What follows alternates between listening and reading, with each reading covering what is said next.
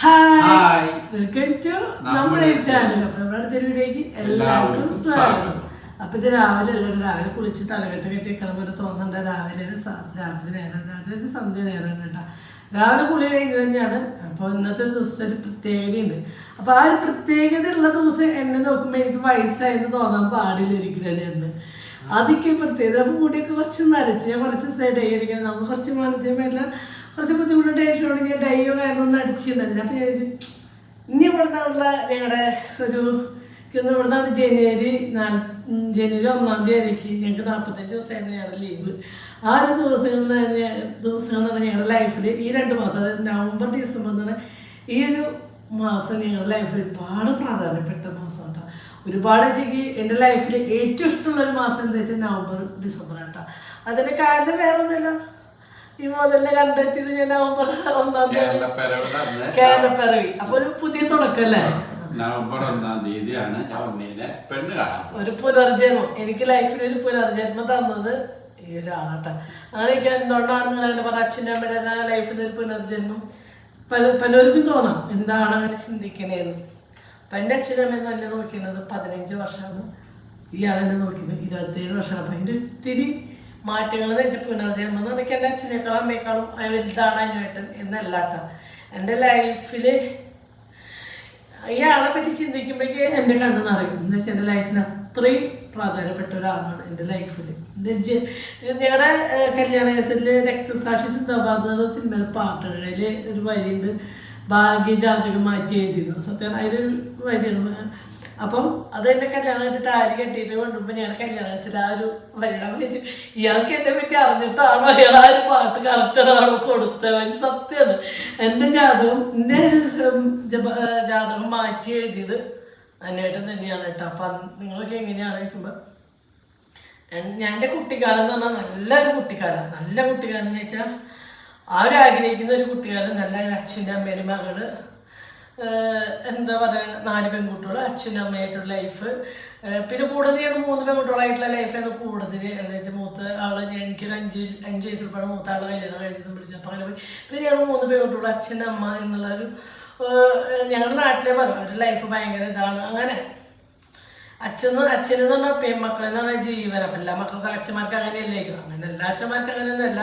അതില്ലാത്തവരുണ്ട്, പ്രാണനവർ സ്നേഹിക്കുന്നുണ്ട്. പക്ഷെ എൻ്റെ അച്ഛന് ഞങ്ങളോട് കൂടുതൽ ഇഷ്ടം എന്താ കാരണം എന്ന് വെച്ചാൽ അറിയില്ലെങ്കിലും ഒരു പക്ഷേ അമ്മ ഞങ്ങളെ ചീത്തറിയുമ്പോൾ അച്ഛൻ പറഞ്ഞു ഒന്നേ പോയി എന്ന് പറയും. അപ്പോൾ ഒന്നേ പോയി എന്ന് പറഞ്ഞാൽ എൻ്റെ അമ്മ 5 പെൺകുട്ടികളെ പ്രസവിച്ചിട്ടുണ്ട് കേട്ടോ. അപ്പോൾ രണ്ടാമത്തെ ചേച്ചി 1-2 വയസ്സുള്ളപ്പോൾ ചേച്ചി മരിക്കുകയാണ് ചെയ്തത്, പനി വന്നിട്ട്. അപ്പോൾ അതിനുശേഷം അച്ഛന് ഞങ്ങൾ ചീത്ത പറയണതോ അടിക്കണതോ അച്ഛന് ഇഷ്ടമല്ല.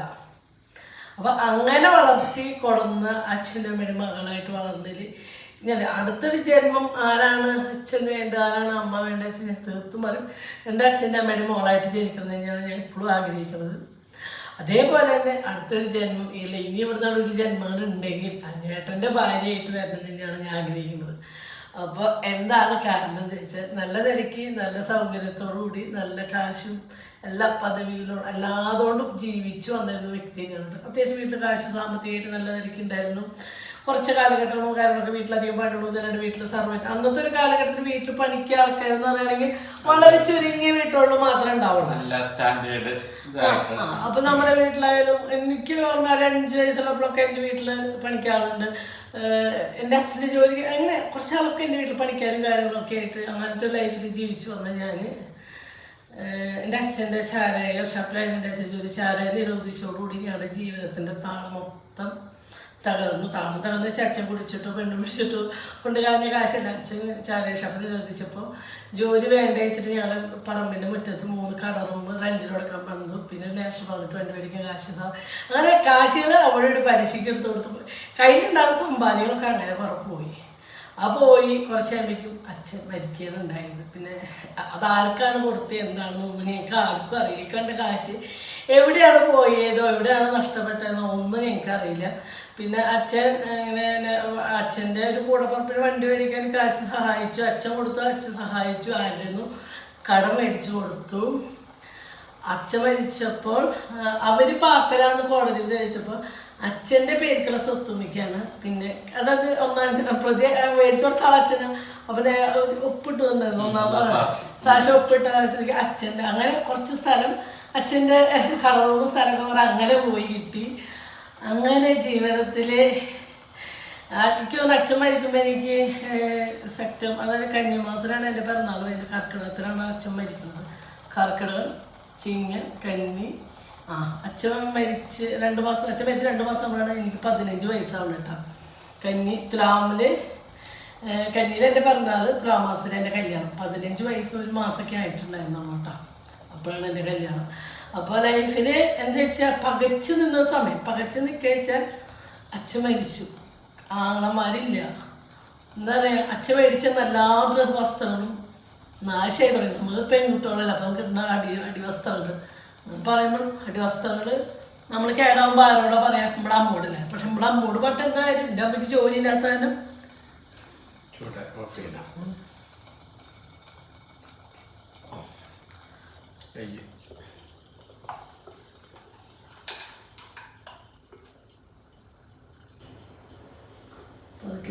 അല്ലേ. അപ്പം അടിവസ്ത്രമൊക്കെ കേടയാണ്. ഇപ്പം എൻ്റെ അമ്മോട് പോയി പറഞ്ഞിട്ട് കാര്യം എന്താ വെച്ചാൽ എൻ്റെ അമ്മയ്ക്ക് ഒരു ജോലിയോ കാര്യങ്ങളോ ഒന്നുമില്ല, എൻ്റെ അമ്മയുടെ ഒന്നുമില്ല എന്നെനിക്കറിയാം. വട്ടപൂജയാണ്. അപ്പം അമ്മോട് ഇങ്ങനെ പറയും, ആരോട് ചോദിക്കും, മേടിച്ച് തരാൻ ആരോടെ പറയാ. ഇയാൾ പെണ്ണാണ് വേനലിൻ്റെ തലേദിവസം ഞാൻ ബാത്റൂമിൽ നിന്ന് കുളിച്ചിറങ്ങുമ്പോൾ ഞാൻ മനസ്സിൽ വിചാരിച്ച കാര്യമാണ്. എൻ്റെ അടിവസ്ത്രങ്ങൾ വള്ളിപ്പൊട്ട് പറയാം. അങ്ങനെ ഒരു പ്രശ്നം ഞാൻ ആരോട് മേടിച്ചു തരാൻ പറയാം. ആരും ഇല്ല. അങ്ങനെ ഒരാളിൽ എന്ത് ചെയ്യും എന്നാലോചിച്ചിട്ടാണ് അന്നോട്ടെ പെണ്ണാണ് വേനലിൻ്റെ തലേദിവസം ഞാൻ ബാത്റൂമിൽ കുളിച്ചിറങ്ങി. ഇന്നും ഞാൻ അത് ആലോചിക്കുന്നുണ്ട്. കുളിച്ചിറങ്ങിയപ്പോൾ അത് കഴിഞ്ഞു. പിറ്റേ ദിവസം രാവിലെ ഞാൻ മിറ്റടിക്കുമ്പോഴാണ് കേട്ടോ. അപ്പോൾ ചേച്ചിയുടെ ഹസ്ബൻഡ് പുറത്തുണ്ട്. ചേച്ചിയുടെ അപ്പോൾ അവളുടെ ഹസ്ബൻഡ് ഗൾഫിൽ പോകണമെങ്കിൽ അമ്മ അനിയത്തി വന്നപ്പോഴാണ് ഇങ്ങനെ ഒരു ആലോചന ഇങ്ങനെ വന്നിട്ടുണ്ട് എന്ന് പറഞ്ഞത്. ഞങ്ങൾ വീട്ടിലുള്ള ഒരു ആലോചന. അപ്പം ഞാൻ മിറ്റടിക്കുമ്പോഴാണ് അനിയത്തി ഓടി വന്നിട്ട് പറയണത്. നല്ല കാലഘട്ടം. ഇന്നൊക്കെ ചേർത്ത് എനിത്തോട് നമ്മൾ ചിലപ്പോൾ കണ്ടാൽ മിണ്ടാനും പിടിക്കാനും. പക്ഷെ അന്നത്തെ നല്ല കാലഘട്ടത്തിൽ അവൾ ഓടി വന്നിട്ട് എന്നോട് പറഞ്ഞു, ചേച്ചിനെ പെണ്ണാണെന്ന് ഒരാൾ വരുന്നുണ്ട് കുന്നോളത്തുനിന്ന്. ചേച്ചിനെ പറഞ്ഞു എന്നെ പെണ്ണാണല്ല, 15 പിറന്നാൾ കഴിഞ്ഞൊരു മാസം. അപ്പം നമ്മൾ ചിന്തിക്കുന്നില്ല. പക്ഷേ എൻ്റെ മൂത്ത ആൾക്കാരുടെ 16 17 കല്യാണം കഴിഞ്ഞിട്ടുണ്ട്. അപ്പം അതാണ് അച്ഛന് വയ്യാത്താലും പെൺകുട്ടികളെ കല്യാണം കഴിച്ചു കൊടുത്താലും ഒരു സേഫർ. അന്നത്തെ കാലഘട്ടം അങ്ങനെയാണല്ലോ. അത്ര അച്ഛൻ ചിന്തിച്ചിട്ടുണ്ടായിരുന്നു കേട്ടോ. അപ്പോൾ പെണ്ണാണ് അപ്പോഴും നമ്മൾ ചിന്തിക്കണില്ല. അങ്ങനെ കല്യാണം കഴിഞ്ഞ അങ്ങനെ നവംബർ 1-ാം തീയതി അന്നാട്ട് എൻ്റെ ലൈഫിലേക്ക് വരികയാണ്. ഞാൻ എൻ്റെ പെണ്ണാണെന്ന് ചെക്കെന്ന് എനിക്കല്ലാട്ടോ ഞാൻ കണ്ടത്. എന്ന് വെച്ചാൽ 3-4 ആൾക്കാർ ഇങ്ങനെ ഒരു നോട്ടത്തിൽ ഞാൻ എന്നെ കണ്ടു. പക്ഷേ അതിൽ ആരാണ് ചെക്കെന്നോ ഒന്നും ഞാൻ ചോദിച്ചില്ല. ആരാണെന്നോ ഒന്നും എന്നോട് ആരും ചോദിച്ചില്ല. ചെക്കനെ ഇഷ്ടപ്പെട്ടൊന്നും എന്നോട് ആരും ചോദിച്ചില്ല. ഞാൻ ചെക്കനെ കണ്ടില്ല എന്നും ഞാൻ ആരോടും പറഞ്ഞില്ല. എന്താ വെച്ചാൽ വീട്ടിലത്തെ സാഹചര്യം വളരെ മോശമായിരുന്നു. വളരെ മോശം. അച്ഛനില്ല. അമ്മയ്ക്ക് എന്ന് പറഞ്ഞാൽ അങ്ങനെ ഒരാളോട് ഒരുപാട് സംസാരിക്കാൻ പുറത്ത് ലോകം അധികം അറിയാത്തൊരു അമ്മ. അമ്മയ്ക്ക് പുറത്തൊരു ജോലിക്ക് പോയിട്ട് ഞാൻ വീട്ടിലൊരു പണിക്കാരിനെ വെച്ച് പണിയെടുപ്പിച്ച് അങ്ങനെ ലൈഫിൽ ജീവിച്ചു വന്ന ഒരു അമ്മയ്ക്ക് പുറത്തൊരു പണിക്ക് പോകാനുള്ള കഴിവോ കാര്യങ്ങളോ ഒന്നുമില്ല. പിന്നെ ഉള്ള അനിയത്തിക്ക് 10 വയസ്സ്, 2 ചേച്ചിമാരെ കല്യാണം കഴിക്കുമ്പോൾ ഉടനെ ഞാൻ ഒന്നും ആരോടൊന്നും കല്യാണം കഴിച്ചു കൊടുക്കാൻ പോലും കാശില്ല. ഒന്നിനും ഇവർ പെണ്ണ് കളാവുന്നവർക്കുള്ള സ്റ്റാറടക്കാനുള്ള കാശ് പോലും വീട്ടില്ല. അപ്പം അങ്ങനത്തെ ഒരു സാഹചര്യത്തിൽ അന്നേട്ട് വന്നു. പെണ്ണ് കണ്ടു പോയി. ഞാൻ പിന്നെ ഒന്നും ചിന്തിച്ചില്ല. അതിനെപ്പറ്റി ആലോചിക്കാനോ ഒന്നിനും പോയില്ല. പിന്നെ ഒരു ദിവസം ഞാൻ അടിച്ചുടക്കുന്ന നേരത്താണ്, വീട്ടിലാരില്ല. അടിച്ചുടക്കുന്ന നേരത്ത് അപ്പുറത്തെ വീട്ടിൽ, അന്നൊക്കെ നമ്മുടെ വീട്ടിൽ ലൈൻ ഫോണില്ലല്ലോ. അപ്പുറത്തെ വീട്ടിലല്ല, രാധ ടീച്ചറിൻ്റെ വീട്ടിലുള്ള രാധ ടീച്ചറില്ല. പിന്നെ നാളെ കണ്ടപ്പോൾ രാധ ടീച്ചറിന് തോന്നി ചേച്ചി. അപ്പം രാധ ടീച്ചറിൻ്റെ വീട്ടിൽ പോയിട്ട് ഫോൺ വന്നപ്പോൾ രാധ ടീച്ചർ വന്നു. അപ്പം എന്നോട് ചോദിച്ചാൽ അമ്മയോ ചോദിച്ചു. അപ്പം ഞാൻ അമ്മയില്ല, ആരും ഇല്ല ചോദിച്ചു. ഇല്ല, ആരും ഇല്ലാന്ന്. അപ്പോൾ ടീച്ചർക്ക് ഞാൻ എന്നോട് എങ്ങനെയാ പറയുക ചെക്കൻ്റെ വീട്. അപ്പം ഇങ്ങനെ കുറച്ച് കഴിഞ്ഞിട്ടാണ് പിന്നെ പറയാണ്ടിരുന്നൊരു കാര്യമില്ല. അപ്പം ഇന്ന് കുന്നോളത്തുനിന്ന് ഒരു പാർട്ടിക്കാർ കണ്ടുപോയില്ലേ, അവരെ വീട്ടിൽ നിന്ന് ഒരു കാറ് ആൾക്കാരെന്നാ പറഞ്ഞിട്ടാ. ഒരു കാറ് ആൾക്കാർ തന്നെയാണ്. എൻ്റെ പൊന്നു പറഞ്ഞ് അവർ പോയി. രാവിലെ നേരം അമ്മ എന്തോ അച്ഛൻ മരിച്ചതിൻ്റെ മരണ സർട്ടിഫിക്കറ്റ് എന്തോ മേടിക്കാൻ അങ്ങനത്തെ കാര്യങ്ങൾ പഞ്ചായത്തിൽ അങ്ങനെ എന്തോരാണ് അമ്മ പോയിക്കുന്നത്. അച്ഛൻ മരിച്ചിട്ട് 2-3 മാസമായിട്ടുള്ളൂ. അപ്പം ഞാനത് ഇങ്ങനെയാണ് അവരോട് പറയുക. എൻ്റെ പെണ്ണാണെന്താ ചെക്കൻ്റെ വീട്ടിൽ ആൾക്കാർ, നമുക്കൊരു വയസ്സ് പ്രായത്തിലില്ല, ചെറിയ കുട്ടിയല്ലേ, കുറേ നേരം പറയണത്. പിന്നെ അവസാനം ഞാൻ ഒരാൾ കയറി വരത്ത് പറയുന്നത് ചീറ്റിങ്ങയില്ല. എനിക്ക് ചായ എന്തെങ്കിലും കൊടുക്കണ്ടേ, നമുക്ക് അതും ചിന്തിക്കണ്ടേ. ലാസ്റ്റ് ആയപ്പോൾ ഞാൻ പറഞ്ഞു അമ്മ ഇങ്ങനെ ചെക്കൻ്റെ വീട്ടിൽ ഒരു 6 ആൾക്കാർ വരാമെന്ന് പറഞ്ഞു. നാളെ വന്ന് കണ്ടുപോയ ആൾക്കാരായിരുന്നു.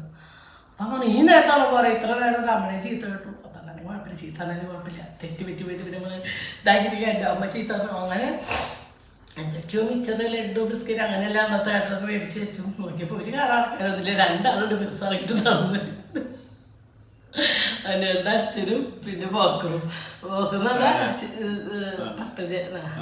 പത്മജന്നല്ലേ പേര്, ആ ചേട്ടനും കൂടിയിട്ട് നടന്നു കഴിഞ്ഞു.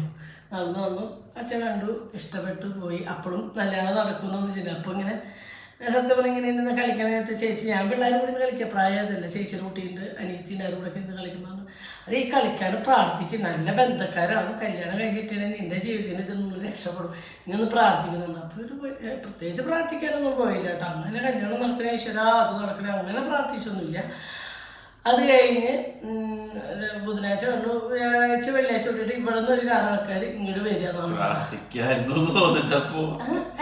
പ്രാർത്ഥിക്കട്ടെ, അങ്ങനെ ഒരു പക്വത ഇല്ല എനിക്ക്, അങ്ങനെ ഒരു പക്വത അങ്ങനെ ഒരു ചിന്തയില്ല. ചെറിയ കുട്ടിയാണല്ലോ, അതൊന്നും ഞാൻ ചിന്തിച്ചിട്ടില്ല. ചെക്കനെ കണ്ടിട്ടില്ല, അതിൽ ഏതാണ് ചെക്കൻ പോലും എനിക്ക് അറിയില്ല. അപ്പൊ കണ്ടെന്ന് വെച്ചിട്ടെങ്കിൽ ഇത്ര നാൾക്ക് ഞാൻ എനിക്ക് പെട്ടെന്നൊക്കെ ഇതിന് പറ്റില്ല എന്ന് പറഞ്ഞാൽ അവിടെ പോരാ. അതിന്റെ തന്റെ ഇടയ്ക്ക് എനിക്ക് ആ പ്രായത്തിലുണ്ട് കേട്ടോ. തന്റെ ഇടത്തിന് കുറവൊന്നുമില്ല. അപ്പൊ ഇഷ്ടപ്പെട്ടു, ശരിക്കും ഇഷ്ടപ്പെട്ടു. അതാ സമയത്തേക്ക് ആ ചെറിക്ക് അങ്ങനെ വെച്ചത്. അർജുന്റെ ചെറിയ പറയുന്നത് അർജുനെ ഭയങ്കര ഇഷ്ടം. അർജുന്റെ ചെറിയ ഞാൻ പറഞ്ഞല്ലോ ചെക്കൻ ഇതാണെന്ന് എനിക്കറിയില്ല. 3-4 ആൾക്കാര് അതിലൊരാള് അതിലേതാണ് ചെക്കൻ നിന്നോട് ആരും പറഞ്ഞോ? നിങ്ങളെല്ലാം എന്നോട് പേര് വെച്ചാരാ ആരൊക്കെ പറഞ്ഞു ഇതൊക്കെയോ ചോദിക്കണം. ഈ വായനാണോ അത് പറഞ്ഞതൊന്നും എനിക്കറിയില്ലായിരുന്നു. അങ്ങനെ എന്താ പറയാ ലൈഫില് എന്നോട് ഇഷ്ടപ്പെട്ടോ എന്ന് ചോദിച്ചത് ഒരേ ഒരു വ്യക്തിയായിട്ടാ. എന്തായാലും ഞങ്ങളുടെ വീട്ടിൽ നിന്ന് ഒരു കാരണക്കാരോട് വന്നു അങ്ങോട്ട് തിരിച്ചു വന്നപ്പോൾ എന്നോട് വലിയ അമ്മയുടെ ചേച്ചിയുടെ ഭർത്താവിനോട് ചോദിച്ചു. വലിയ ചോദിച്ചു മോൾക്ക് ചെക്കനെ ഇഷ്ടമായിട്ട്, ചെക്കനെ കണ്ടെങ്കിലല്ലേ ഇഷ്ടപ്പെട്ടോ എന്നൊക്കെ. അപ്പൊ ഞാൻ ഒന്നും മിണ്ടിയില്ല, ഇങ്ങനെ നിന്നു. എനിക്ക് വലിയ ഇഷ്ടമായി മോളെ, നല്ല ചെക്കൻ അല്ല കാലം പ്രത്യേകിച്ച് അങ്ങനെ ഒരു എടുത്തു ചാടി പറയേണ്ട ഒരു പ്രായമില്ലല്ലോ. കല്യാണം 15 വയസ്സുകാരി ആക്കി ഇഷ്ടമായിട്ട് ചെക്കനിക്ക് അത് മതി അങ്ങനെയൊന്നും പറയാനുള്ള ഒരു മൈൻഡ് അല്ലല്ലോ. അതെന്റെ ജീവിതം വെച്ച് കളിക്കാൻ പറ്റും. ഈ കെട്ടുന്ന നേരത്ത് ഒരു കോന്തന്റെ കൂടെ പോയി കളിക്കാൻ പറ്റും. നിങ്ങളെന്നല്ല വില കോന്തന്മാരോട് പോയി ജീവിക്കാൻ പറ്റുമോ? എനിക്ക് ഇഷ്ടപ്പെടാത്ത ഒരു മനസ്സിന് പറ്റാത്ത ഒരാളോട് കൂടി ജീവിക്കാൻ പറ്റുമോ? നമ്മള് കെട്ടുമ്പോ കളറോ ഭംഗിയോ ഒന്നുമല്ല, നമുക്കൊരാളെ കാണുമ്പോ നമ്മുടെ മനസ്സിലുള്ള അട്രാക്ഷൻ തോന്നും.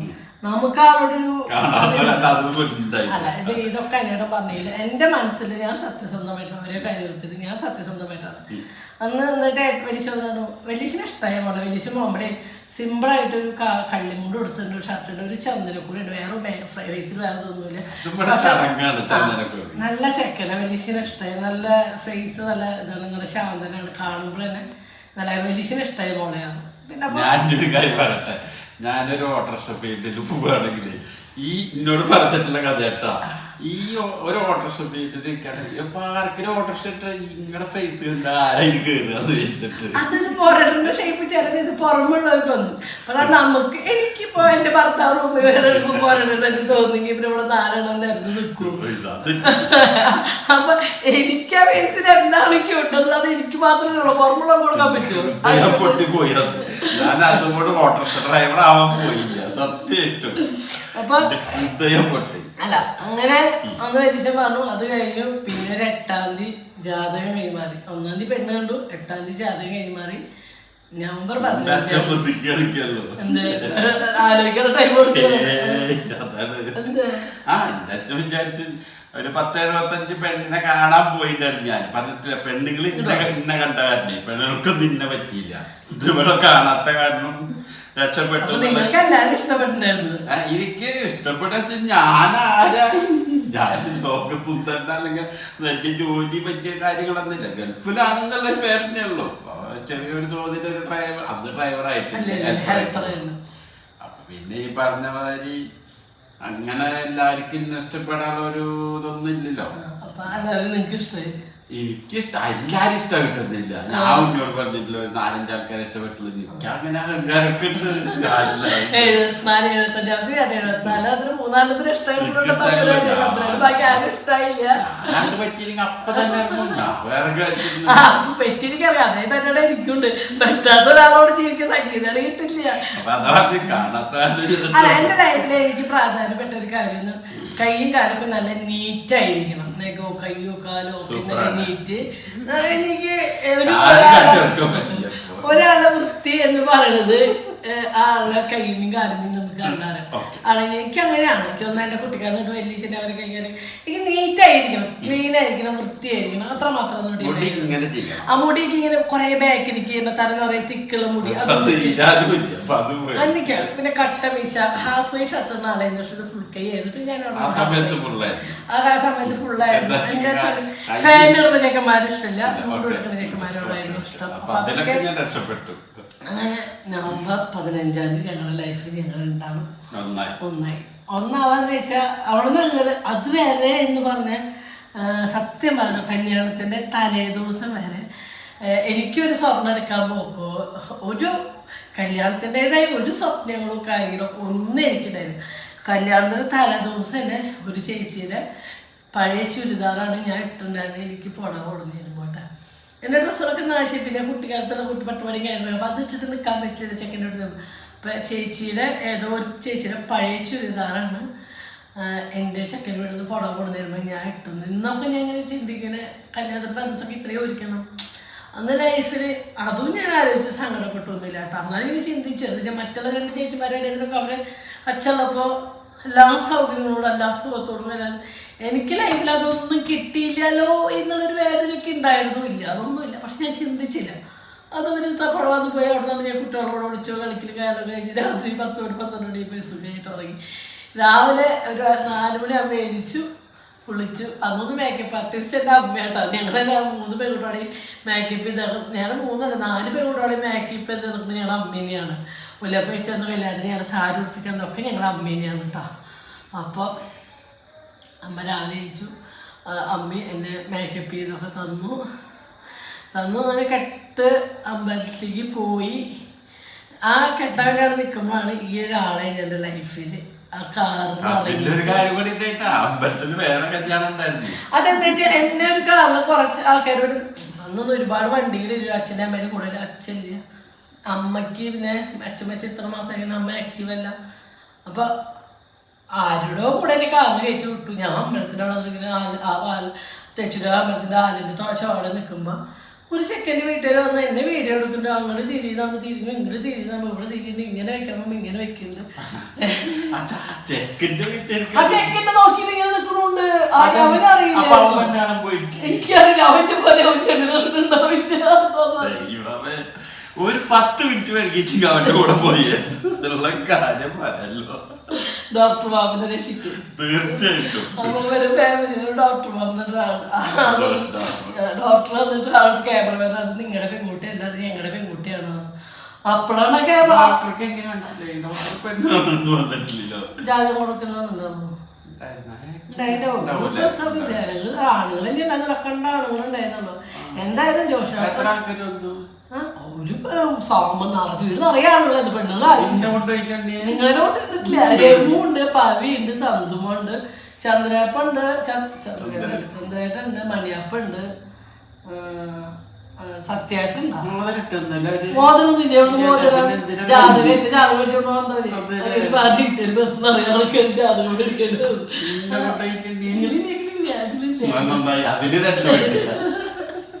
ഒരു ചാൻസ് കൂടി ഞാൻ അതിനോട് അങ്ങനെ ഇറങ്ങി ആ കാറിന് വരുമ്പോ പാപ്പനോടോ വലിയച്ഛനോടോ എൻ്റെ ഇങ്ങനെ കൈയോട് ആ കല്യാണ കേസല്ല അവര് ഭാവി വീണ്ടും ഇങ്ങനെയായിരുന്നു ഒരുപാട്. ഞാൻ ആ കാസറ്റ് പഴയ കാസറ്റ് എനിക്ക് കാണാൻ പറ്റില്ല. അപ്പൊ ഞാൻ എൻ്റെ ഒരു കാലഘട്ടം മൊത്തം ആ കേസിറ്റിൽ നിന്ന് ആ ഒരു ഭാഗം ഇങ്ങനെ അടിച്ചടിച്ച് ഇങ്ങനെ കാണുന്ന വെച്ചാൽ ഞാൻ അനേടെ കണ്ട നിമിഷം അതായിരുന്നു. അനേടെ കാറിന് ഇറങ്ങി ആ ജുബയുടെ കയറ്റി ഇങ്ങനെ കയറ്റി ചെറിയ ലുക്ക്. ആഹാ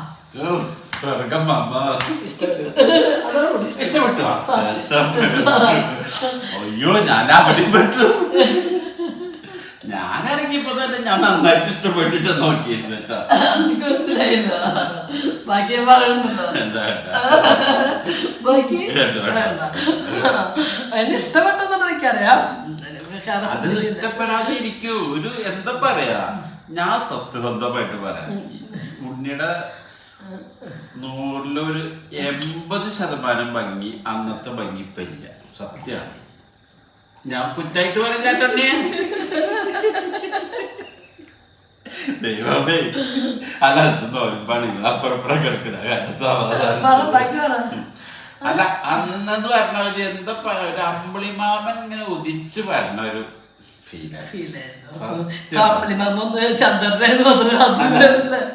നല്ല കാര്യം പറയല്ലോ. പറയാനുണ്ടൊന്നും വിഷമം തോന്നില്ല. അപ്പൊ അതാ നമ്മുടെ മക്കൾക്ക് പോലും ആ ഭംഗി കിട്ടിയിട്ടില്ല. അതില്ലാട്ടോ അവരൊക്കെ അവരുടെ വാതിരി ഒട്ടി പൊളിച്ചു വരുന്നുണ്ടോ. അപ്പൊ അങ്ങനല്ലോ. നല്ല സുന്ദരി പെണ്ണായിരുന്നു. എനിക്ക് കിട്ടണ്ട. ഞാൻ എന്റെ യോഗ്യതയ്ക്ക് പറയട്ടെ, ഭംഗിയുടെ കാര്യത്തിലായാലും എന്നാലും സാമ്പത്തികം ഇല്ലാണ്ട് വന്ന് സാമ്പത്തികം ഇല്ലെങ്കിലും വന്നിട്ട് ഉണ്ണീനെ അല്ല അന്നേട്ടം പറഞ്ഞൊരു വാക്കുണ്ടായിരുന്നു. പ്രത്യേകിച്ച് ഒന്നും വീട്ടിൽ ഞങ്ങളുടെ അവസ്ഥകൾ പെണ്ണാണെന്ന് പറഞ്ഞത് ഒന്നുമില്ല. വേണം ഞങ്ങൾക്ക് പെണ്ണിനെ പെൺകുട്ടീനെ തന്നാൽ മതി, ഒരു അമ്പലത്തിലെ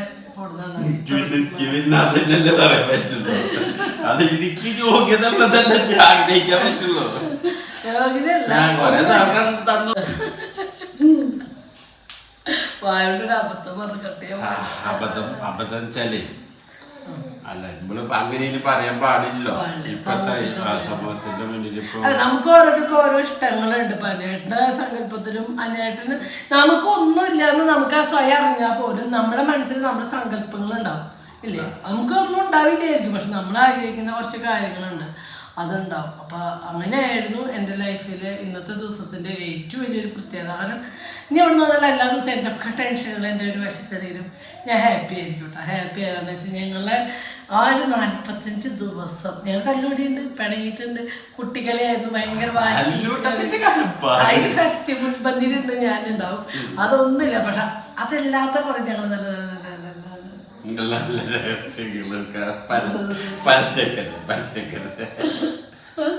നല്ല നിമിഷങ്ങളുണ്ടായിട്ട് വേറെ ഒന്നല്ല. ഞാൻ ഏറ്റവും ഹാപ്പി ആയിട്ടിരുന്നത് ഞങ്ങൾ കല്യാണം കഴിഞ്ഞത് രാത്രി ഞങ്ങൾ തട്ടുമ്പുറത്ത് പോയിരുന്നു. അടച്ചുറപ്പൊന്നുമല്ല, ഓപ്പണായിട്ട് തട്ടുമ്പുറത്ത് ഞാൻ അവിടെ ഇരുന്നു. എന്റെ മടിയിൽ അന്നേട്ടൻ ഞങ്ങൾ ഒരുപാട് കാര്യങ്ങൾ സംസാരിച്ചു. അന്നേട്ടനെ പറ്റിയിട്ട് ഒരുപാട് കാര്യങ്ങൾ അന്നേട്ടൻ. ഞാനിതൊക്കെ എങ്ങനെ സാധിച്ചു ഞാനങ്ങനെ ആരോട് വർത്താനം പറയത്താ. അതും ഞാൻ രക്ഷപ്പെട്ടു. ഇരുട്ടത്ത് കുറെ സംസാരിക്കാൻ പറ്റിയില്ല. മോൻ കണ്ടിട്ടില്ലെന്ന് തോന്നുന്നു. അല്ല കാണാനില്ല. ഞാൻ ഇങ്ങനെ ഇരുന്നു ഇരിക്കാനാണ് ഇരുന്നപ്പോ പറഞ്ഞു ഇതിപ്പോ നമ്മളെന്തൊരു ബന്ധമില്ലാത്തതല്ല. ഞാൻ ഇവിടെ ഇരുന്നു, അന്നേട്ടം അവിടെ ഇരുന്നു. അന്നേട്ടം അവിടെ ഇരുന്നപ്പോ ഇരിക്കാകുമ്പോ ഞാൻ ഇവിടെ വന്നിരുന്നു. പിന്നെ എന്താ നമ്മൾ തമ്മിലൊരു ബന്ധമില്ലാത്ത നമ്മുടെ അടുത്തിരിക്കാന്ന് വെച്ചു. പിന്നെ അല്ലേടാ അല്ലെങ്കിൽ വേണ്ട ഞാൻ എടുക്കാന്ന്.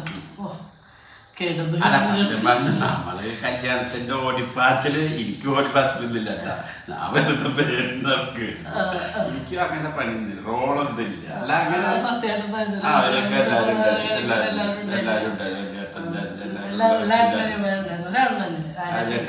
ബാക്കി എല്ലാരും ഉണ്ടായിരുന്നു. നിങ്ങള് അപ്പൊ നമുക്ക് അങ്ങനെ പണി റോളൊന്നും കെട്ട് എന്നുള്ളൊരു പണി മാത്രമാണ്. ഇങ്ങനെ എടുത്ത് ഇങ്ങനെ കയ്യൊക്കെ കുറച്ചിട്ട് ഇങ്ങനെ ഒരു അത്ര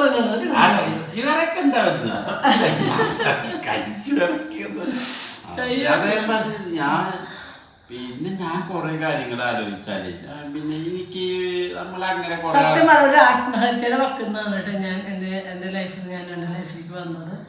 പക്ഷെ ഞങ്ങൾ ഇപ്പോഴത്തെ ലൈഫിലും ഞങ്ങളുടെ ലൈഫിൽ സാമ്പത്തികം മാത്രമേ ഉള്ളൂ ഞങ്ങൾക്ക് ടെൻഷനായിട്ട്. വേറെ ചെറിയ ചെറിയ അസുഖം അത് ഞാൻ മൈൻഡ് ചെയ്യുന്നത്. ഇതിന് വലിയ അസുഖമുള്ളവരുള്ളത് സാമ്പത്തികത്തിൻ്റെ ഒരു ചെറിയൊരു ഞെരക്കം മാത്രമേ ഞങ്ങളുടെ ലൈഫിൽ. ബാക്കി ഞങ്ങൾ ഹാപ്പിയാണ്. ഹരിരമ്പള ഹാപ്പിയാണ് എന്നല്ല, ഞങ്ങൾ ഭയങ്കര ഹാപ്പിയാണ്. ചായ ചൂടാക്കി തരാം. അങ്ങനെ 27 വർഷം ഞങ്ങള് പിന്നിട്ട് കഴിഞ്ഞു. ചായ ചായ ചായ ഒന്ന് ചൂടാട്ടെ, ചൂടാട്ടെ മോള് തരാം. അപ്പൊ തരാം. ആടെ പച്ചിരിക്കണം.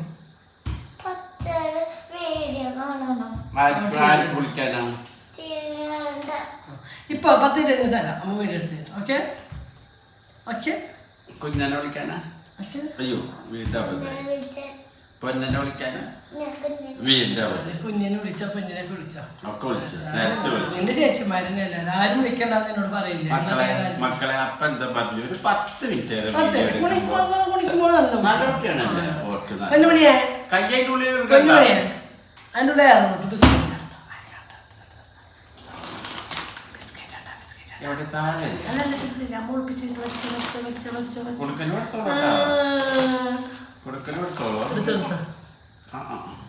അത് വേണ്ടാത്ത കിണ്ണം ചോറുണ്ടിട്ടിരിക്കുന്നു.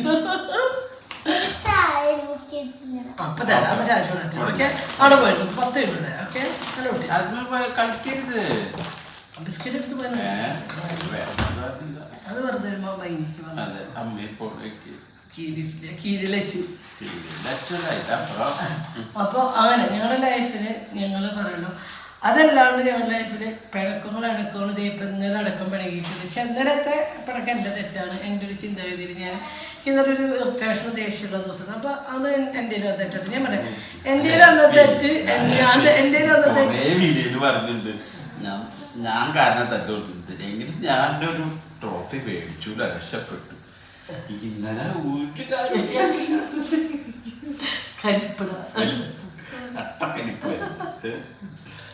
അത് ഞാൻ എൻ്റെ തെറ്റുപറ്റി ഞാൻ തെറ്റുപറ്റിയെന്നാലും അത് ഞാൻ എനിക്ക് ദേഷ്യം വന്നതാണ്. എനിക്ക് ആകെപ്പാടൊരു ദേഷ്യം കാര്യമുള്ള ദിവസം. അല്ലാണ്ട് ഞങ്ങളുടെ ലൈഫിൽ എന്ന് പറഞ്ഞാൽ ഞങ്ങൾ ഭയങ്കര ഭയങ്കര ഭയങ്കര ഹാപ്പിയാണ്. സത്യം പറയാം. നമ്മൾ കല്യാണം കഴിച്ചത് ഇനി ഒരു ജന്മണ്ടെങ്കിൽ ഞാൻ മതി പറഞ്ഞിട്ട് ഹാപ്പിയാണ്. ഞാനിപ്പോ വീഡിയോയുടെ മുന്നിൽ പറയണത് അത് എന്ന് ആഗ്രഹിക്കുന്നതാണ്. എനിക്ക് ഇതിന്റെ കൂടുതൽ വലിയതൊന്നും കിട്ടാനില്ല. സത്യമായിട്ടും എനിക്ക് ഞാൻ പറഞ്ഞില്ലേ ഏത് തരത്തിലും സ്നേഹത്തിന്റെ കാര്യത്തിലായാലും ഞാൻ പറഞ്ഞില്ലേ ഇന്നെ കെയർ ചെയ്യുന്നത് സത്യമായിട്ടും ഇന്നെ കെയർ ചെയ്യുന്നത് എന്റെ വിശ്വസ്തത കാര്യത്തിലല്ലേ. രഹസ്യങ്ങള് കുറച്ച് സൂക്ഷിക്കണ അതല്ലേ. ഇന്നലെ എൻ്റെ ലൈഫിൽ എൻ്റെ ഒരു ഭാര്യ 10-20 വർഷം 18 വർഷം ഭാര്യ ഗൾഫിലായിരുന്നു. അപ്പോൾ ഒരു ഭാര്യ എന്ന് പറയുകയാൽ ഒരു വാക്കോട് പോലും ചതിച്ചിട്ടില്ല. ഒരു നോട്ടം കൊണ്ട് പോലും ഞാൻ വേറെ അല്ല. എൻ്റെ ലൈഫിൽ ഞാൻ ഏറ്റവും കൂടുതൽ ഞാൻ സന്തോഷിക്കുന്ന കാര്യം എൻ്റെ ഭർത്താവിനും എൻ്റെ മക്കളും ഒരു നിമിഷം കൊണ്ട് പോലും ഞാൻ ചതിച്ചിട്ടില്ല. മനസ്സുകൊണ്ടാവട്ടെ, ഒരു നോട്ടം കൊണ്ടാവട്ടെ, ഒരു ശബ്ദം കൊണ്ടാവട്ടെ എൻ്റെ ഭർത്താവിനെ വഞ്ചിച്ചിട്ട് ഞാൻ ഒരു ലൈഫിലേക്കോ തിരഞ്ഞെടുക്കാനോ നോക്കാനോ ഒന്നുമില്ല. ചിന്തിക്കാൻ നമുക്ക് വെറും 15 വയസ്സുകാരിയാ വെറും 15 വയസ്സുകാരിയാ. അപ്പോൾ ആ ഒരു കല്യാണം 45 ദിവസം കഴിയുമ്പോൾ മനസ്സ് ചാഞ്ചാടുന്ന ഒരു പ്രായം. ഒരു പ്രണയത്തിന് മറ്റൊരു പ്രണയത്തിലേക്ക് പോകണ ഒരു കാലഘട്ടമാണ് എല്ലാ ലൈഫും കൂട്ടുകാരും പ്രണയം. ദൈവത്തിന്റെ വിളിയുന്ന ഒരു പ്രണയം ഇവിടെ കിട്ടില്ല. അല്ല തീർച്ചയായിട്ടും എനിക്ക് ഞാൻ പറഞ്ഞില്ലേ എനിക്ക് കിട്ടാവുന്നതിലല്ല ആരും ആഗ്രഹിക്കുന്ന ഒരു ഭാര്യ കിട്ടാനാണ് ഈ നിമിഷം വരെ. ഇനി അങ്ങോട്ടുള്ളതും എല്ലാ ഓർമ്മക്കുറവൊക്കെ വന്നാലാണ് അങ്ങനെ നമ്മൾ പറഞ്ഞോണ്ടല്ലേട്ടാ.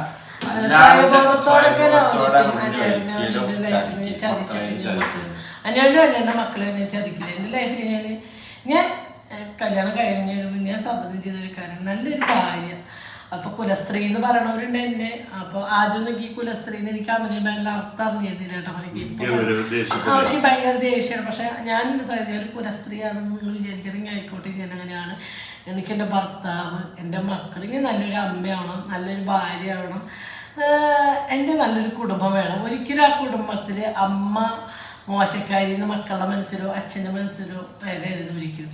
അപ്പോൾ നമ്മുടെ ലൈഫിൽ നമ്മുടെ സത്യസന്ധത അത് വേണമെന്ന് ഞാൻ ചിന്തിച്ചു. ഞാനിതല്ലേ കല്യാണം കഴിഞ്ഞ ശേഷം ഞാൻ അങ്ങനെ അല്ല കുറേശ്ശെ വെള്ളം ഞാനുള്ള കാര്യം പറയട്ടെ. ഞാൻ കുറേശ്ശെ കള്ളൊക്കെ കുടിച്ചിരുന്ന ആൾ തന്നെയാണ്. ഉള്ള കാര്യം പറയുന്നു. കുറേശ്ശെ കുടിക്കുമ്പോ കുറേശ്ശെ ഞാൻ സത്യസന്ധമായിട്ട് പറയുന്നത്. അതുകൊണ്ടുള്ള കുറെ വൈഷമ്യങ്ങൾ എനിക്കുണ്ടായിട്ടുണ്ട്. അത് പിന്നെ ഈ കല്യാണം കഴിഞ്ഞ ശേഷം ഞാനത് നിർത്തിയിട്ടുണ്ട്. അല്ലാണ്ട് ഞാനിപ്പോ എനിക്ക് ഒരു ലൈഫിൽ ഞാനൊരു ഹാപ്പിനെസ് ഒരാൾക്കും ഞങ്ങളുടെ ലൈഫിൽ അനു ഇങ്ങനെ ആയിരുന്നു, അനുവിന് ഇങ്ങനൊരു ഫാസ്റ്റ് അങ്ങനെ ഒരു കാര്യമാണ് ഞാൻ ചെയ്തെങ്കിൽ നടക്കാൻ പറ്റും. അതാണ് ഏറ്റവും സന്തോഷം. എല്ലാ സത്യസന്ധമായിട്ട് എല്ലാ ലൈഫിലായിട്ട് ചെയ്തിട്ടുള്ള എല്ലാ കാര്യങ്ങളും എല്ലാതും എന്നോട് ഷെയർ ചെയ്തിട്ടുണ്ട്. അപ്പൊ അതിന് ഞാൻ പറയണ്ട് കള്ളു കുടിച്ചിട്ടുണ്ടെങ്കിലും എല്ലാ കാര്യങ്ങളും ഞാൻ എന്റെ ഭാഗത്ത് എന്തേലും ആ ചെറുപ്രായത്തിൽ തെറ്റുപറ്റി കൊണ്ടോട് പറഞ്ഞിട്ടുണ്ട് ഇല്ലേ. അത് ഞാൻ കല്യാണം കഴിഞ്ഞ അന്ന് തന്നെ ഞാൻ പറഞ്ഞിട്ടുണ്ട്. മുൻകൂർ ജാമ്യനോട് ഇവിടുന്ന് അങ്ങോട്ട് എന്താണ് ഞാൻ നോക്കിയോ, ഇതിന് മുന്നേ ഞാൻ എന്താണെന്ന് നോക്കിയോ. അല്ല ഞാൻ കള്ളു കുടിച്ചിട്ട് ഈ പറഞ്ഞു കഴിഞ്ഞാല് ചാലൊന്നും കിടത്തില്ല. അടിയും പിടിയൊക്കെ അത്യാവശ്യം പിന്നെ പോലീസ് സ്റ്റേഷനിൽ ഭംഗിക്ക് ഉമ്മയ്ക്കാനാണ് പോലീസ് സ്റ്റേഷനിൽ വിളിച്ചോണ്ടോണ കഥ ഞാൻ പറഞ്ഞു. അത് ഭയങ്കര പോലീസ് സ്റ്റേഷനിൽ ഒരു ബി ജെ പിയുടെ ബന്ധിന്റെ അന്ന് 6 to 6 മണിയായിരുന്നു ബന്ധ്. അല്ല എനിക്കും അത് കിട്ടണം. വേറെ കാര്യം 6 മണി കഴിഞ്ഞ വശം നമുക്ക് പുറത്തേക്ക് ഇറങ്ങണം. അതായത് എന്റെ കഷ്ടകാലത്തിന് അന്ന് വഴി തടയലും കാര്യങ്ങളൊക്കെ ആയിട്ട് പോലീസുകാർക്ക് കല്ലേറ എന്തൊക്കെ കിട്ടിയിട്ടുണ്ട്. അവര് ഓൾറെഡി കലിപ്പിലാണ്. ഞാൻ എന്റെ കൂട്ടുകാരനും കൂടിയിട്ട് നടന്നു ചേർപ്പൻ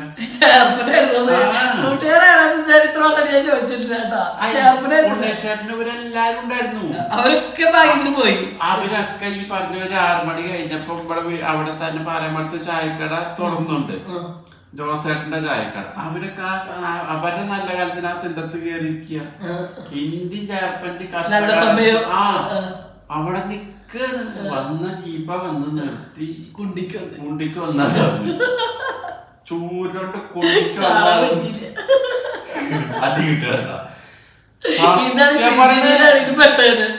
അതായത് കല്ലെടുത്തിട്ട് റോഡ് ബ്ലോക്ക് ചെയ്തോരല്ലടാ അങ്ങനാന്നൊക്കെ പറഞ്ഞിട്ട് വണ്ടിയിലാ കൊണ്ടുപോയി കയറ്റിയിരുത്തിയ ഞാൻ വിചാരിച്ചു കുറച്ച് കഴിഞ്ഞ വിടുന്ന ആര് വിടുന്ന്. പിന്നെ എന്റെ നല്ല കാലത്തിന് അവര് ഒരു 9:30 ആയപ്പോ കുറെ ആൾക്കാരെ പിടിച്ചു കൊടുത്തിട്ടുണ്ട്. അവരേനൊക്കെ നിങ്ങൾ ലാസ്റ്റിൽ എന്ന് പെട്ടു. ഒരു വണ്ടിക്കുള്ള ആളായിപ്പോ അവര് കൊണ്ടുപോയി. അവരേനൊക്കെ കല്ല് പറക്കാൻ കൊണ്ടുപോയി. റോഡില് ബ്ലോക്ക് ചെയ്തിട്ടുണ്ടായിരുന്ന കല്ലില്ലേ അതൊക്കെ പറക്കാൻ കൊണ്ടുപോയി. അതും കഴിഞ്ഞിട്ട് കൊടുത്തിട്ട് ഇവിടെ തന്നെ ഇറക്കി. ഒരു 10 മണി 10:30 ആയിപ്പോ ചോദിച്ചു ഇതിൽ ആരെങ്കിലും ഗവൺമെന്റ് ഉദ്യോഗസ്ഥന്മാരുണ്ടോന്ന്. പിന്നെ നമ്മൾ ഭയങ്കര നമ്മളെ ഗവൺമെന്റ് ഉദ്യോഗസ്ഥ എന്ന് പറഞ്ഞപ്പോ എന്തെന്നാ പറയാ. അവരേനൊക്കെ 3 ആളെത്തുണ്ടായിരുന്നു. 10-30 ആളിൽ 3 ആളെത്തുണ്ടായിരുന്നു. അവരെന്നെ പറഞ്ഞു. പിറ്റേ ദിവസം 11 മണി വരെ അവിടെ കൊതുകടി വെച്ചിട്ട് ഇരുന്നുറങ്ങി. ആര് തന്നെ ഫുഡ് കഷ്ടകാലം എന്ന് പറയേ. അല്ലാണ്ട് ഞാനിപ്പോ ഒരു തെറ്റ് ചെയ്തിട്ടില്ല. അല്ലാണ്ട് ബന്ധിന് കല്ലിടാനോ അല്ലെങ്കിൽ ഇതിനൊന്നും ഞാൻ പോണ ആളല്ല. അങ്ങനത്തതൊന്നും നമുക്കില്ല. വഴിക്കൂടെ പോണതൊന്നും വരുന്ന് മേടിക്കാൻ എനിക്ക് ആഗ്രഹം ഉണ്ടായിരുന്നില്ല. പറഞ്ഞ പോലീസുകാരുടെ ഒരെണ്ണം കിട്ടി ചൂരിലോട്ട് നല്ല കട.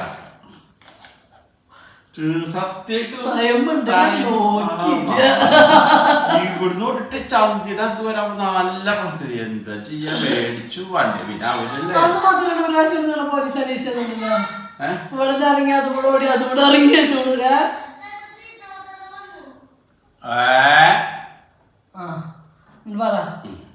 അതെന്തിനാ അത് ഞാൻ വീട്ടില് കിടന്ന് ഉറങ്ങണ ഒരാള്. വീട്ടിൽ കിടന്ന് ഉറങ്ങണ ആള്. അതല്ലേ വീട്ടില് കിടന്ന് ഉറങ്ങണ ഒരാള്. അതായത് നമ്മുടെ കൂട്ടുകാര് 2 ആൾക്കാര്. ഞാൻ വെറുതെ പറഞ്ഞ സത്യം സത്യം പറഞ്ഞ കേൾക്കണ്ടല്ലോ. എല്ലാരും കേൾക്കണ്ടല്ലേ? ഞാൻ മുന്നോട്ട് മാത്രല്ല പറയണ. അത് ഞാൻ മാത്രമേ കേൾക്കുള്ളൂ. ആരും പറഞ്ഞു വീട്ടില് കിടന്ന് ഉറങ്ങുക. ഞാൻ അതാ പറഞ്ഞ കഷ്ടകാലം എന്ന് പറഞ്ഞത് ഇങ്ങനെയാണ്. സാധാരണ ഒരു 9 മണിക്ക് അന്ന് പിന്നെ വേറെ ഇവിടെ ടി വി ഉണ്ടോ?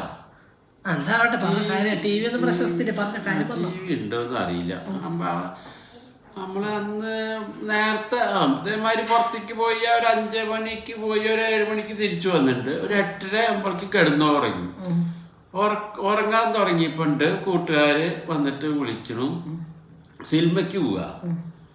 അപ്പൊ അമ്മ പറഞ്ഞ് അവൻ കിടന്നുറങ്ങിയടാ, ഇപ്പൊ എന്തിനാ ഈ നേരത്തെ സിനിമയ്ക്ക് പോണ? അല്ല നിങ്ങള് ഇവരൊക്കെ ഉണ്ട്. ഞാൻ എൻ്റെ കഷ്ടകാലത്തിന് ഞാൻ ഇറങ്ങിയിട്ട് വണ്ടിയിൽ ഓട്ടോറിക്ഷ വിളിച്ചിട്ടാ വന്നിക്കണ്. ഓട്ടോറിക്ഷയിൽ കയറി കുറച്ചാണ്ട് പോയിപ്പോ പറഞ്ഞു ചെറിയൊരു പ്രശ്നം ഉണ്ടായിട്ടുണ്ട്. തീർക്കാൻ പോണ നമ്മളാരെ ഞാനൊരു പ്രശ്നത്തിന് പോയില്ല. വണ്ടിയിൽ പോയിട്ട് അവിടെ ഇറങ്ങി അവര് തല്ലോടുണ്ട്. ഞാനൊന്നിനും പോയിട്ടൊന്നില്ല. പേടിയാ അങ്ങനത്തെ കേസിൽ എനിക്ക് പേടിയാ. വെറുതെ ഇറന്നു പഠിക്കാൻ ഞാൻ നിക്കില്ല. അതിലും പെട്ടു. അടിക്ക് പോയിണ്ടാകാൻ പോയില്ല, ഒന്നിനും പോയില്ല. ഒരു കുപ്പി പൊട്ടിക്ക് ബാർബോട്ട് ഒന്നും ചെയ്തില്ല. അതൊന്നും ഇല്ലായില്ല. ചെറിയ കണ്ടില്ല. അല്ല ഇത് എന്ത് നിസാര കാര്യങ്ങളാ. സമയം അതെയാ. എന്നിട്ട് എന്താ അതും പിന്നെയും പറഞ്ഞ ഒരു വലിയ ബാറൊക്കെ തല്ലി പൊളിച്ച 10-13 ആൾക്കാരുണ്ട്. അവരൊക്കെ എല്ലാവരുടെ പേർക്ക് കേസായി. പോലീസുകാര് വീട്ടിലേക്ക് വന്നു. ജീപ്പ് വരുമ്പോ ഞാൻ അപ്പുറത്തോടോടും ഫ്രണ്ട് കൂടെ പോലീസുകാർ ബാക്ക് കൂടെ ഇറങ്ങിയിട്ട് പാടം വഴിക്ക് ഇറങ്ങിയിട്ട് കേറി ചെല്ലണത് ആരമോത്തേക്കിട്ട് പോലീസുകാരന്റെ ജീപ്പിന്റെ മുന്നിലേക്ക്. എന്റെ നാട്ടിലത്തെ ഒരു പോലീസുകാരൻ തന്നെ. എന്നിട്ട് അയാൾക്ക് പേരറിയില്ല. അപ്പൊ മക്കളെ ഇന്നോടെന്നെ ചോദിച്ചു ഇന്ന ആൾക്കാരുടെ പേര്. അപ്പൊ ഞാൻ പറഞ്ഞു ആളിവിടെ ഇല്ല, ആള് അങ്ങടെ എവിടെ പോയിന്ന് പറഞ്ഞു. അപ്പൊ എന്നിട്ട് അവരോട് അത് പറഞ്ഞു. ആണ് പറഞ്ഞു പാടം വഴിക്ക് ഞാൻ പോയി. അപ്പൊ അവരും പറ്റിച്ചു. നന്നായിരുന്നു. ഞാൻ വേസ്റ്റ് അന്നത്തതിനൊക്കെ എന്നെ കിട്ടിച്ച്. അവര് നേരെ വീട്ടിലേക്കാ വന്ന ജീപ്പ്. 2 തവണ വന്നു ഉണ്ണികളെ ഉടക്കാക്കിണ്ട്. ഉണ്ണികൾക്ക് ഞങ്ങൾ വരാം വന്നിട്ട് ബാക്കി.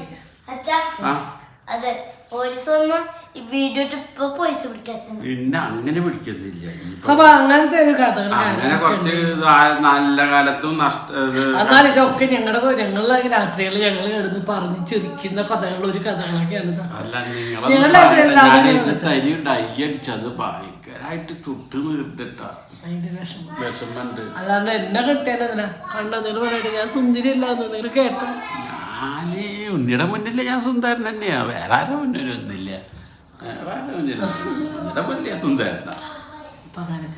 ഞങ്ങള് നീണ്ട 27ാമത്തെ വെഡിങ് ആനിവേഴ്സറി ഞാൻ നവംബർ 15 ആഘോഷിക്കും.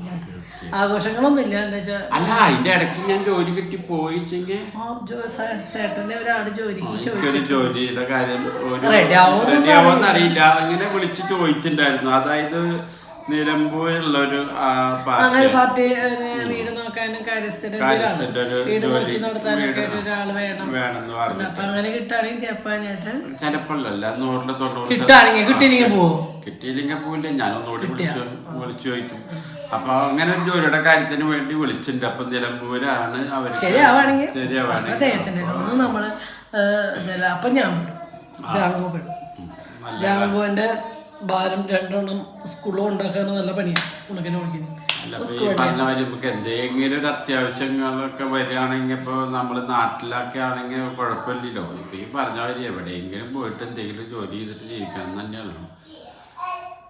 2 മുന്നേയുള്ള 2 മക്കളുടെ കടമ്പയും കൂടി കിടക്കാണ്ട് അത്രേ ഉള്ളൂ. കടമ്പകൾ കിടക്കാച്ചെങ്കിൽ അവരെ കല്യാണം കഴിച്ചെടുക്കാനും പഠിപ്പിച്ചിട്ട് പഠിപ്പിച്ച് അവരുടെ കാലില് നിക്കാറാവാ എന്നുള്ളൊരു ലക്ഷ്യബോധം മാത്രം. കൂടുതൽ ഞങ്ങൾ അവരുടെ ഭാവിയെ പറ്റി വേറെ ഒന്നും ചിന്തിക്കില്ല. അവർ ഞങ്ങൾ നോക്കും, ഞങ്ങൾ നോക്കുന്ന അതൊന്നും നോ മൈൻഡ്. അപ്പൊ നിങ്ങൾ എല്ലാവരും ആ ജോലി കിട്ടാൻ വേണ്ടി പ്രാർത്ഥിച്ചു. വേണം കിട്ടട്ടെ.